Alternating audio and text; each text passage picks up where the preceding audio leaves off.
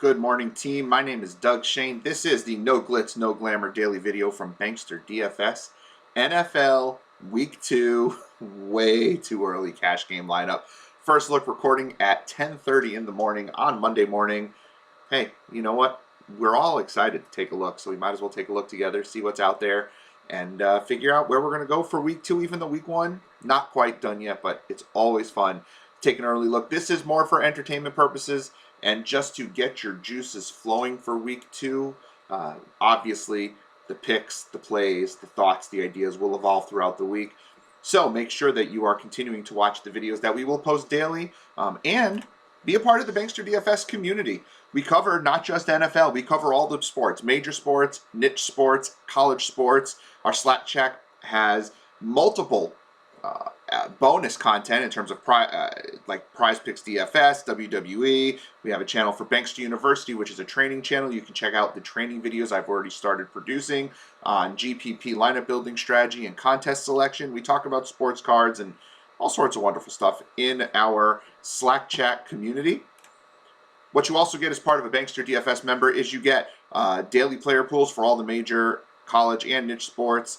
You get that Slack chat and you get award-winning articles and analysis from FSWA award winners, myself and Jeff Kaminsky, and a host of what I believe is future FSWA award winners from Team Bankster. All of that costs $3.99 a week.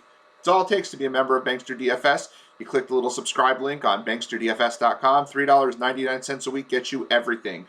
No hidden fees, no hidden anything. All sports, Slack chat, articles, player pools, everything under $4 a week. If you want to lower that effective cost, we do have monthly and yearly memberships as well. And your price will never increase as long as you're a member of Bankster DFS and you don't cancel your membership and try to come back. If you stick with us, doesn't matter what I raise the prices to for new members, you will always stay at the price you signed up for.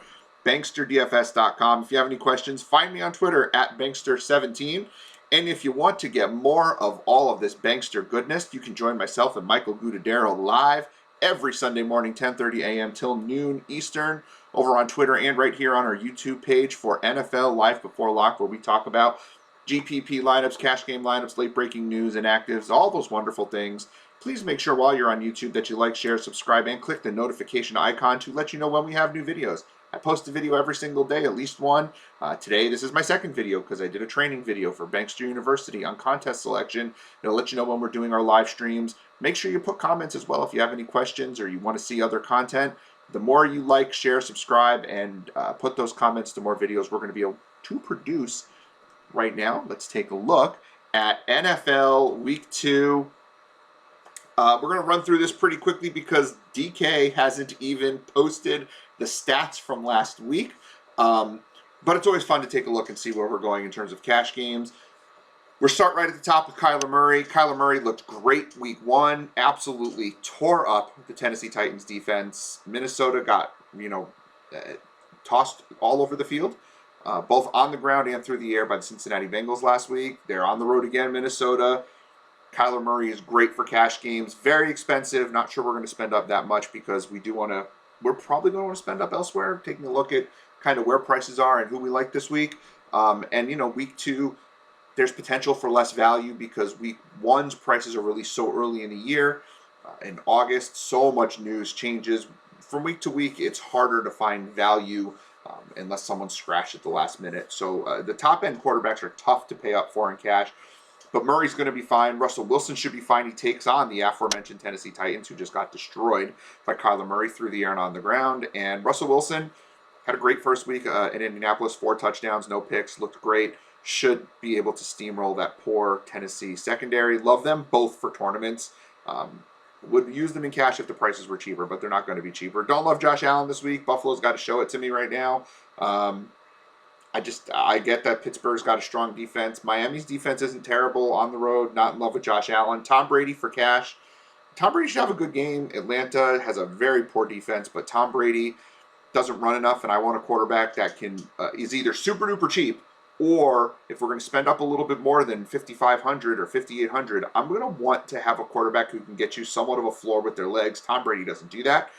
Dak Prescott did. I'm not so sure if he will going forward, but his volume's ridiculous. But I'm not so sure he's a cash game guy at the moment, particularly going into Los Angeles to face a Chargers defense that looked pretty good week 1 going up against Washington. I know Washington's not as dynamic as Dallas, but Dallas has its own problems on offense from time to time, and I'm not sure Dak and Cash is the way I'm going to go. Tournament, sure.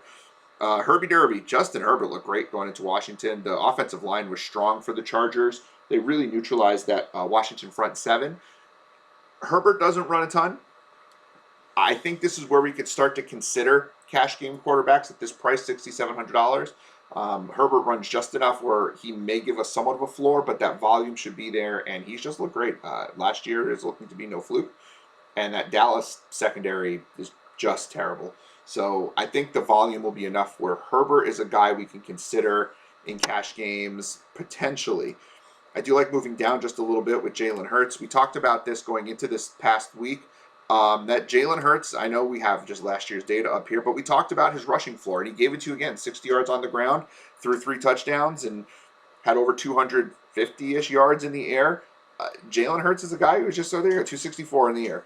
He did great. He gave us exactly what we were looking for, was our cash game quarterback from the beginning all the way through the end of the week. Never really wavered too much off of that, and he came through, cashed easily. 6,500 is a good price. I think the San Francisco defense is better than they showed at the end of the game against Detroit, but there are some leaks clearly, and Jalen Hurts' ability on the ground is going to give him that nice rushing floor. Hurts right now is in my head. I start with Jalen Hurts and figure out where I'm going to go from there. Until he's priced above 65, 68, 7,000, I think he's a guy we can take a look at. Matt Stafford doesn't run enough for me. I'd rather just spend up for Herbert, who may pop you in a run from inside the 5 and might scramble a little bit. And I do think the matchup's a little bit better, though Indianapolis's defense looked really bad in the secondary, particularly without Xavier Rhodes against Seattle. So Stafford is in play.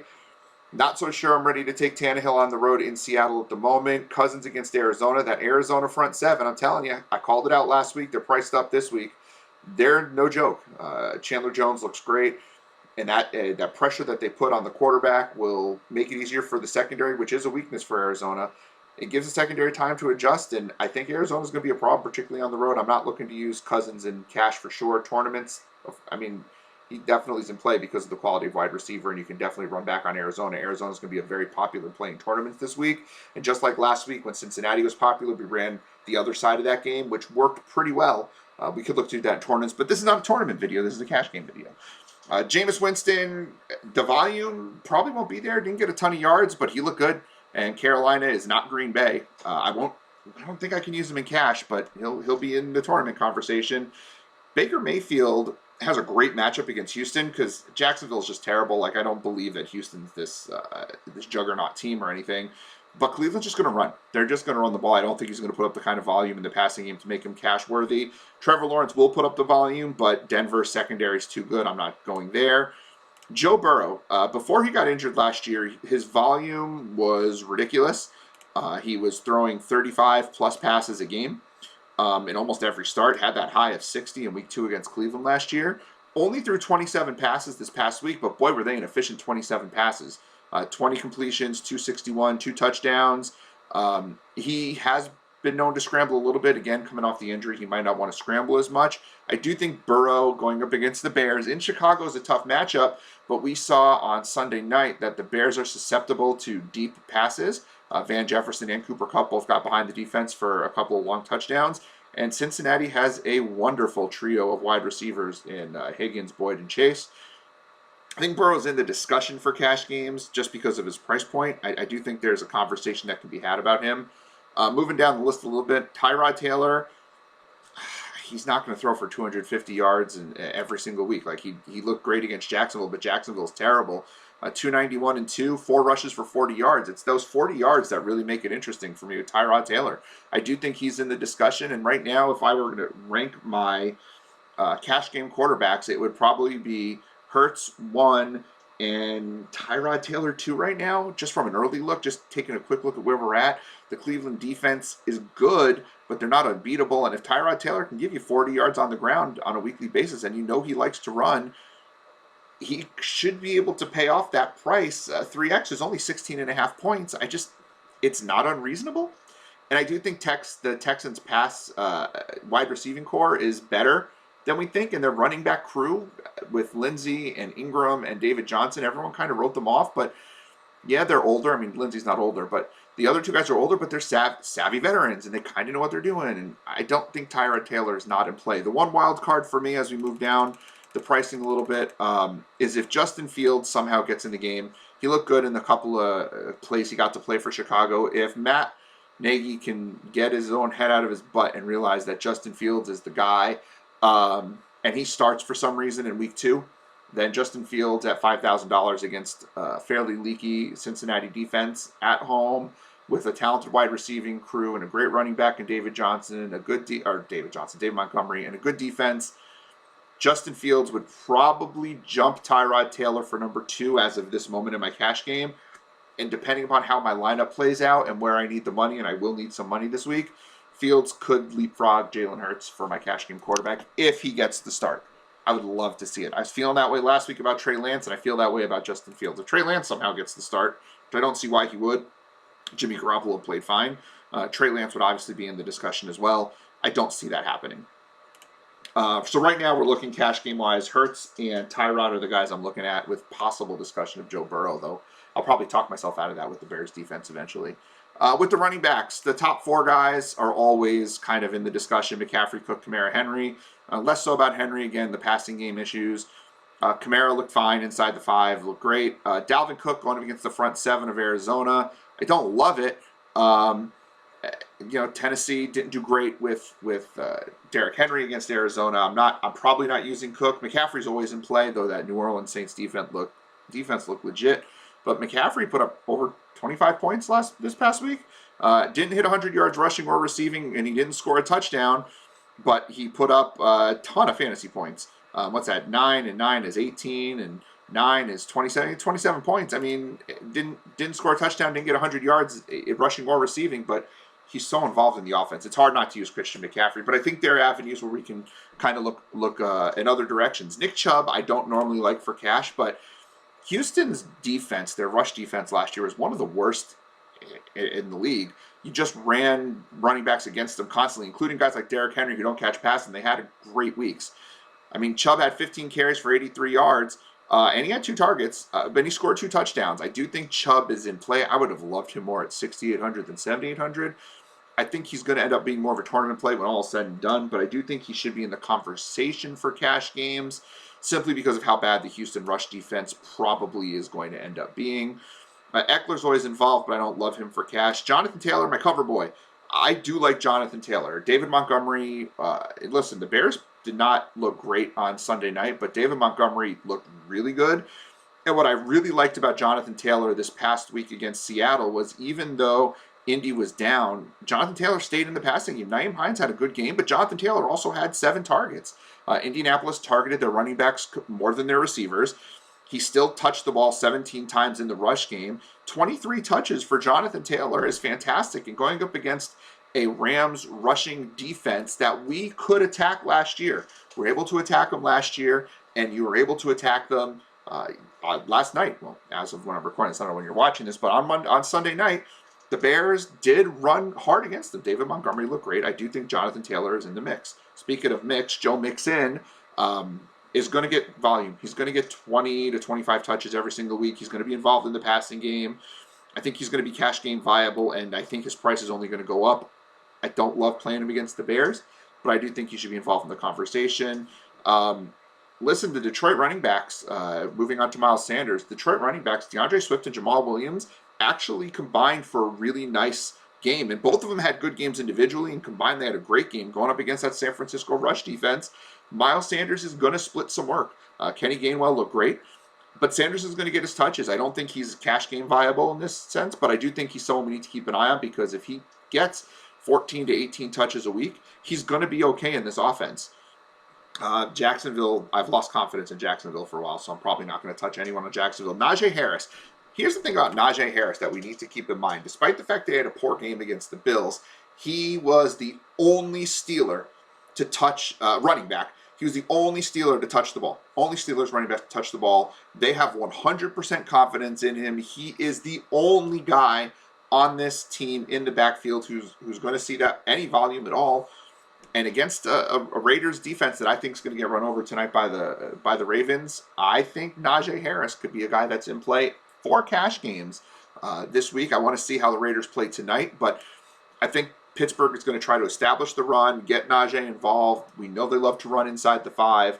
I think he's very much in play for cash games this week. Zeke, I didn't love his usage, so I'm probably not going to use him. David Montgomery looked great. He was banged up a little bit, but he came back into the game. Cincinnati held Dalvin Cook somewhat in check, but between the touchdown and the rush yards and the reception yards, Dalvin Cook managed to piece together a good game, and David Montgomery plays a similar game to Dalvin Cook. It's time to start thinking about Montgomery as one of the better running backs in the league. He put up crazy numbers to finish off last year, and he came back out yesterday on Sunday Night Football against a very good Rams defense and rushed for 108 yards. Scored a touchdown, caught a pass. I mean, this is a guy who's going to be heavily involved in the offense. And at only $6,100, he's getting usage the same way $9,000 guys are. I think David Montgomery's very much in play for cash games. I'm not really interested in this upper 5K range. Melvin Gordon had the long touchdown run, but he still only had 11 carries. Javonte Williams is going to be worked into this offense. He's definitely more of a tournament play than a cash game play for me as of right now. Darrell Henderson, meh. Especially up going, it's a pretty good Indianapolis front 7. Not really interested in Henderson. No, I'm not using any running back against Tampa Bay. Damian Harris, not interested here. David Johnson. Leonard Fournette's a guy I'm pretty interested in because Bruce Arians said that Rojo lost his mojo in the Thursday night game against Dallas. Atlanta is very leaky against running backs, particularly out of the backfield, and Fournette's going to be the guy who's probably going to get all the touches. He had 7 targets on Thursday night. $5,100. I mean, that's a really good price for a guy who's probably going to see 15 to 20 touches in a game where Tampa Bay may try to use their running backs and establish the run, and Atlanta is not very good. I think Fournette is very much in play for cash this week. The only thing that might keep me from using Fournette is I probably don't want 2 $5,000 guys, and Elijah Mitchell, had 19 rushes and 104 yards last week. If Raheem Mostert is injured enough that he's not playing this week, he has clearly jumped Eli Mitchell. I guess we're calling him Eli now. I don't know if it was Elijah, but DraftKings wants to call him Eli? Fine. Elijah Mitchell here, he's clearly jumped ahead of Trey Sermon in terms of the rookie running backs for San Francisco, and he got the work over Jermichael Hasty.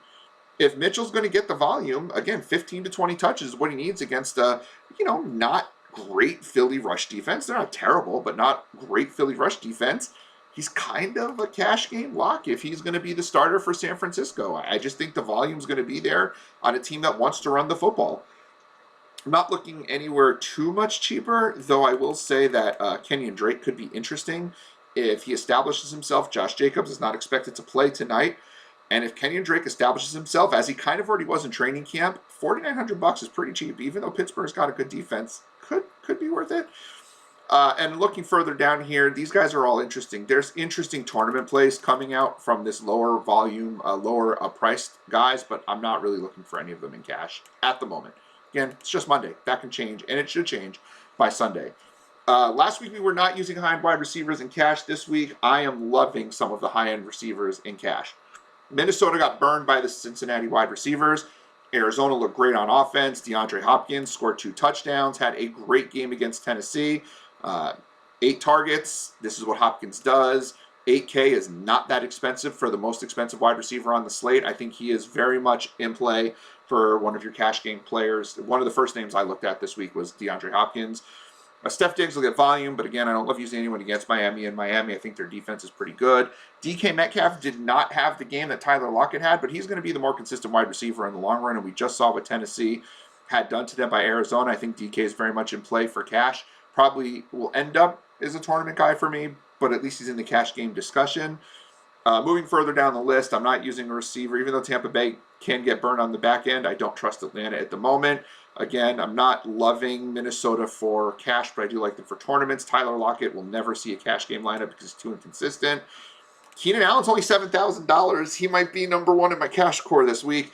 I know Sean Goodwin's probably going to write him up in the dirty slot, and he's probably going to lose his mind over this $7,000 price and say we should all use him, and he's not wrong. The guy just sees crazy amounts of targets, 13 targets last week.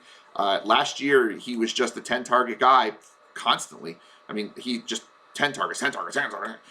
Herbert loves him. Herbert looks great, and Dallas can't stop anyone. I mean, look, I'm not even making a cash lineup while we're here, but we can just lock Keenan Allen in there. I don't see how he's not going to be in the cash core this week.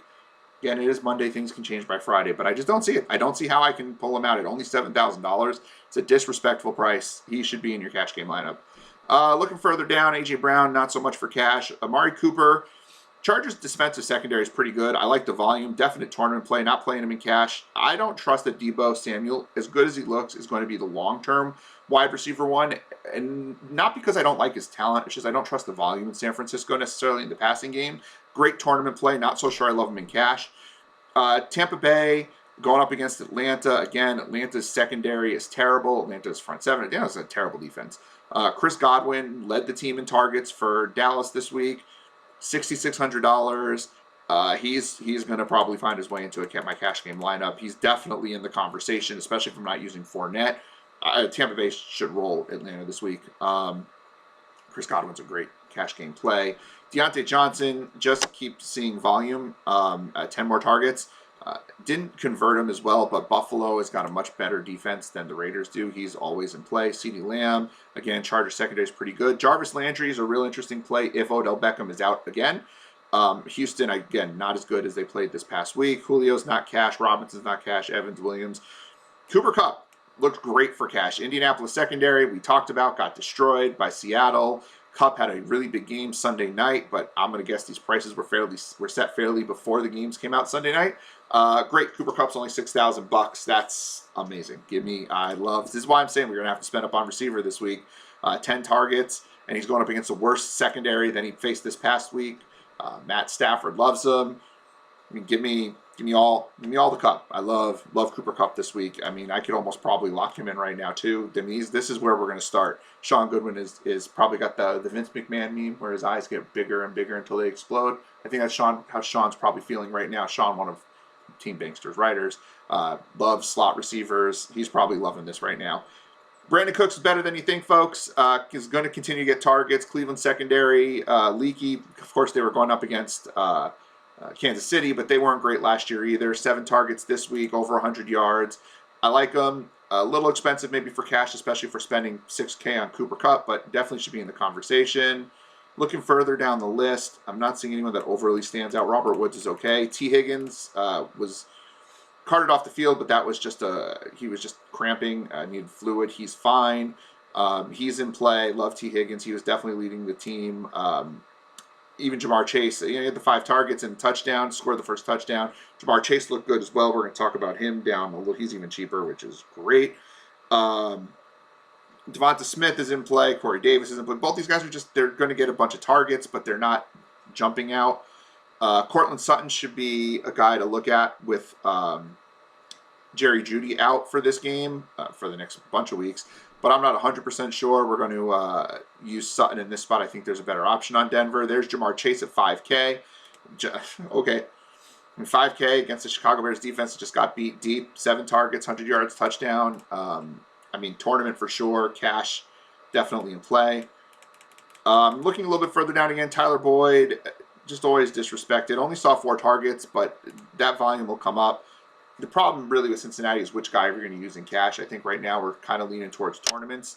There's the guy that you're going to want from Denver right now is Tim Patrick. Only had 4 targets, but should be starting opposite Cortland Sutton now with Jerry Jeudy injured.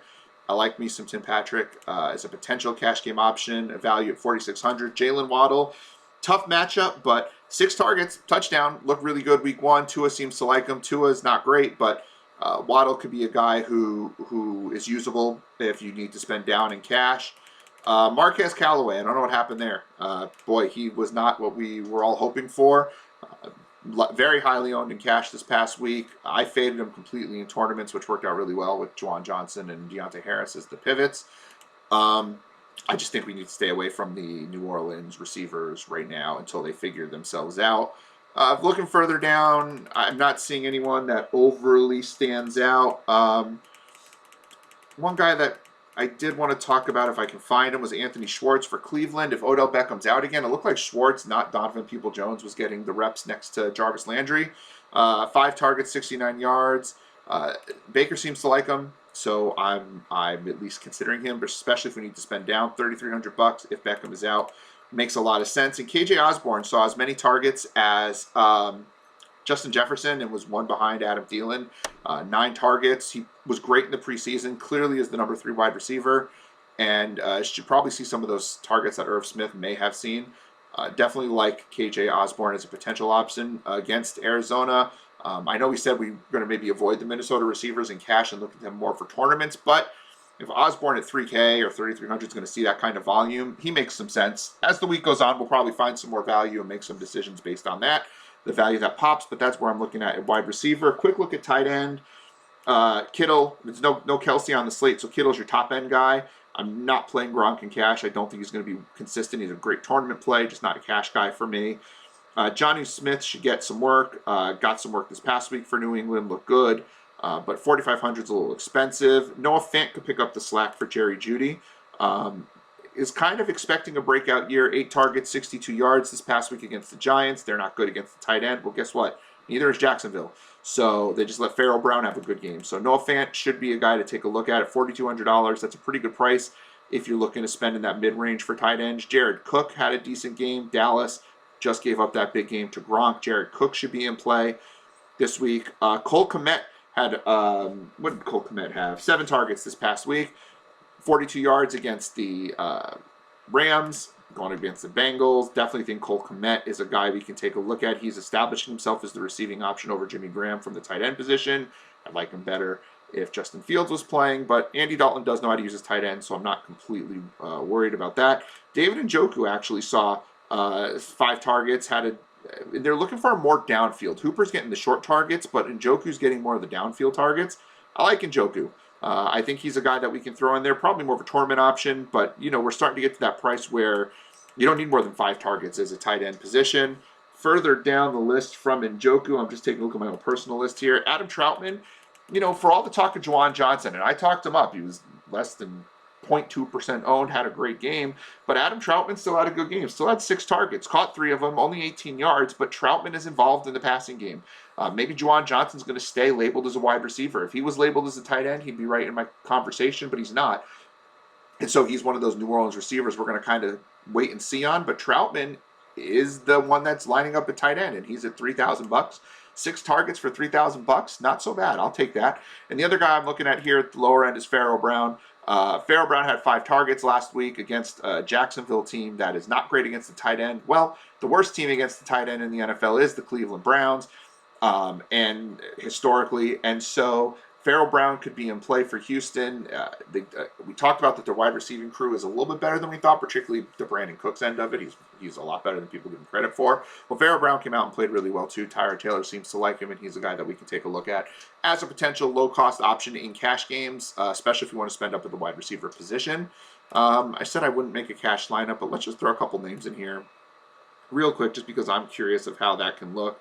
Let's pull Jalen Hurts in there, and we'll pull PHARAOH Brown in there, and we'll see what we can do with some other names. Elijah Mitchell's going to go in there. Where's PHARAOH Brown? Hey, PHARAOH Brown.